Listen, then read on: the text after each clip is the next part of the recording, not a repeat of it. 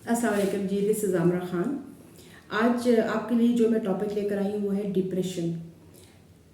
Unfortunately depression को बीमारी नहीं समझा जाता हमारे मुल्क में, जबकि ये एक बहुत बड़ा डिसऑर्डर है और इसको बहुत ज़्यादा हेल्प की ज़रूरत होती है। डिप्रेशन क्या करता है? डिप्रेशन हमारी फीलिंग्स को अफेक्ट करता है, the way we are thinking, the way we are acting, the way we are behaving towards different things, इन सब चीज़ों के ऊपर असर डालता है डिप्रेशन। इसलिए डिप्रेशन को एड्रेस करना बहुत ज़रूरी था। और एक बात मैं आपको और बताऊं कि हो सकता है मोस्ट ऑफ द टाइम जो डिप्रेशन के एक्चुअल पेशेंट्स हैं वो शायद ये अंडरस्टैंड ना करें या शायद इस बात को समझे ही ना कि उनको डिप्रेशन हो रहा है, लेकिन ये आप लोगों का जो नॉर्मल लोग देख रहे हैं, कोई अगर आपके दोस्तों में, कोई आपके मिलने वालों में जिसका आपको लगता है कि वो डिप्रेशन की तरफ जा रहा है, आप उनकी हेल्प कर सकें। सबसे पहले तो ये है कि जी डिप्रेशन की वजह से हमारे स्लीप पैटर्न्स बहुत ज़्यादा डिस्टर्ब होते हैं।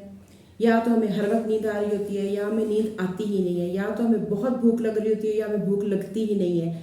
और एक और चीज़ जो बहुत इंपॉर्टेंट है वो ये कि हमें अक्सर हेडेक रहता है, बैक पेन रहता है, मसल पेन्स रहते हैं, और ये सारी इंडिकेशन है कि हमें डिप्रेशन हो रहा है या हम डिप्रेशन की तरफ जा रहे हैं। और उसके कोई नॉन कॉज नहीं होती। आपने कोई काम नहीं किया, कुछ भी आप नहीं कर रहे, आपकी कमर में दर्द है, आपने कुछ नहीं किया, आप सो के भी सही उठ के हैं, आपको हेडेक हो रहा है, इट मीन्स कि आप कहीं ना कहीं आपका ब्रेन डिप्रेशन की तरफ जा रहा है।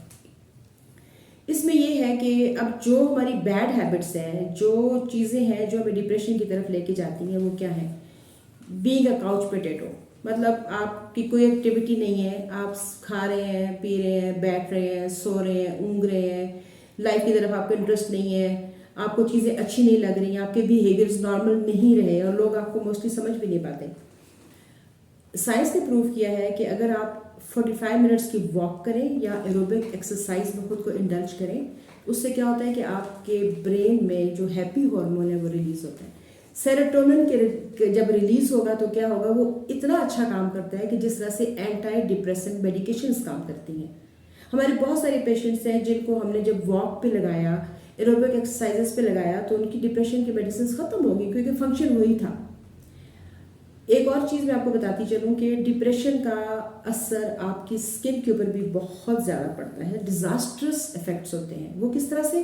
कि अगर आप सही सो नहीं रहे, सही उठ नहीं रहे, सही खा नहीं रहे, ज़्यादा खा रहे हैं, आराम आराम आराम किए जा रहे हैं, और सारा कुछ, तो क्या होता है? आपकी स्किन लाइफलेस हो जाती है, आपका कम्प्लेक्शन डल होता है, आपकी आंखों के नीचे हल्के पड़ते हैं, आपकी बैगी आइज हो जाती हैं। क्यों? क्योंकि जो एंटीऑक्सीडेंट्स हमें चाहिए, उन एंटीऑक्सीडेंट्स को डिप्रेशन इस काबिल ही नहीं रखता कि वो हमारे सेल्स को रिपेयर करें।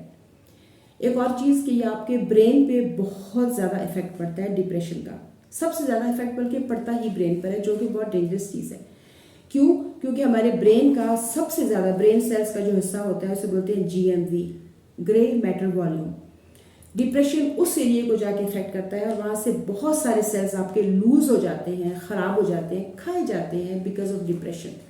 और आप अंडरस्टैंड कर सकते हैं कि अगर हमारा ब्रेन सही तरह से काम नहीं करेगा तो आगे चल के बहुत सी और चीज़ें लाइक डिमेंशिया है, अल्जाइमर्स है, हम आगे की लाइफ में बहुत सी ऐसी चीज़ों के अंडर द इन्फ्लुएंस आ सकते हैं जो शायद अभी हमें इस चीज़ का एहसास नहीं है। उसमें आपने क्या करना है? अगर आपको किसी भी तरह से लगता है कि आप डिप्रेशन की तरफ जा रहे हैं, या आपको पता है कि आप डिप्रेस हो रहे हैं, या आपको पता है कि आपके फ्रेंड्स डिप्रेस हो रहे हैं, तो आपने क्या करना है? First of all, get moving, exercise, aerobics, listen to music, अपने फ्रेंड्स को मिलें, अपने दोस्तों को मिलें, अपने कजन्स को मिलें, बैठ के हंसें। ये जो हंसना होता है ना, अभी हमने हमेशा सुना है कि laughter is the best therapy. ये चीज़ें आपको कई हफ्तों के लिए, आपको एक तरह की मेडिकेशन है ये आपके लिए। लोगों को अवॉइड नहीं करें, अपना सोना जागना, अपने बायोलॉजिकल क्लॉक को एडजस्ट करें। दिन में सोएं या रात को जागें तो क्या होगा? आपकी तबीयत बहुत ख़राब होगी। आप बायोलॉजिकल क्लॉक के साथ खेल रहे हैं। आपने सनलाइट लेनी है, आपको धूप की ज़रूरत है, 10 मिनट 15 मिनट या सनलाइट। उससे क्या होता है कि आपका ब्रेन इन्विगोरेट होता है, आपका ब्रेन बूस्ट होता है। आपने सनलाइट लेनी है, आपने एक्सरसाइज करनी है, आपने ओमेगा 3s लेने हैं, आपने ओमेगा 6 लेने हैं, फिश ऑयल्स लेने हैं। हमारी अगेन अनफॉर्चुनेटली हमारी खुराक में हर चीज़ शामिल नहीं होती, लेकिन एक इसका बहुत अच्छा हल ये है कि आप फ्लैक्स सीड, जिसको अलसी के बीज भी बोलते हैं, वो स्टार्ट कर लें। वो ओमेगा 6 के भरे हुए हैं और वो आपको 1 चम्मच एवरीडे अगर आप लें तो आपके ब्रेन सेल्स को रिजुविनेट करते हैं।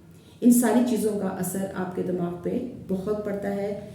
और उसके अलावा आप कोई अच्छी किताब पढ़ें, आप डांस करें, आप म्यूज़िक को सुने। अगेन एंड अगेन मैं इस बात पे कहती हूँ कि आप दिन में बाहर निकलें, अपने स्लीप पैटर्न को बिल्कुल सही कर लें ताकि आपकी तबीयतें सही रहें। आप काउच पोटैटो बनना छोड़ दें, एक्सरसाइज करें, गेट मूविंग, सोशल एक्टिविटीज़ में हिस्सा लें। जो चीज़ें आपको खुश करती हैं वो आप करें, क्योंकि टुवर्ड्स द वेरी एंड जो बंदा सफ़र करेगा वो कोई भी और नहीं होगा, वो सिर्फ और सिर्फ आप होंगे। बहुत बहुत शुक्रिया। अपना बहुत सारा ख्याल रखिएगा।